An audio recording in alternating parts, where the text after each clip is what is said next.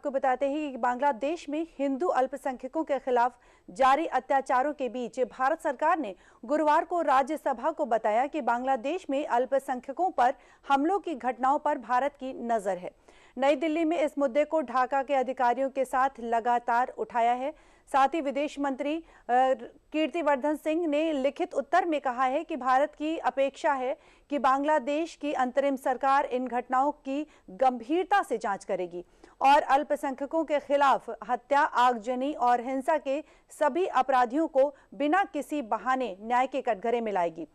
विदेश राज्य मंत्री ने यह भी कहा कि भारत सरकार बांग्लादेश में अल्पसंख्यकों पर हमले की घटनाओं की निगरानी जारी रखे और जिसमें घरों, संपत्तियों, व्यवसायों और पूजा स्थलों पर हमले शामिल हैं।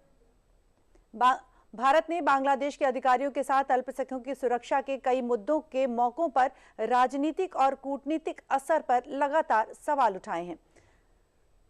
बांग्लादेश की घटनाओं पर सरकार की पैनी नजर बनी हुई है, जहां एक तरफ हम देख रहे हैं कि जो भारत है वो अंतर्राष्ट्रीय स्तर पर अपनी बढ़त बनाए हुए है, तो वहीं दूसरी ओर बांग्लादेश की जो घटनाएं हैं उस पर भी सरकार की नजर बनी हुई है। बांग्लादेश में अल्पसंख्यकों पर लगातार हमले हो रहे हैं, जिस पर कठोर कदम उठाए भी जा रहे हैं। जहां एक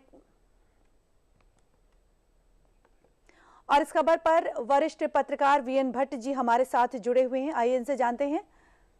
वीएन भट्ट जी, जहां एक और भारत अंतर्राष्ट्रीय मंच पर अपनी बढ़त बना रहा है, व्यापार के नए अवसर तलाश रहा है, वहीं दूसरी ओर अगर हम बांग्लादेश की बात करते हैं तो बांग्लादेश पर भी भारत की पैनी नजर बनी हुई है।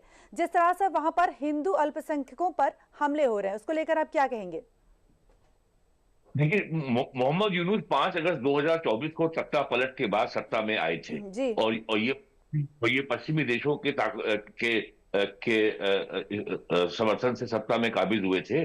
तब से लेकर जनवरी 2026 तक लगभग 3000 घटनाएं हो चुकी हैं हिंदुओं के खिलाफ हत्या, हिंसा की।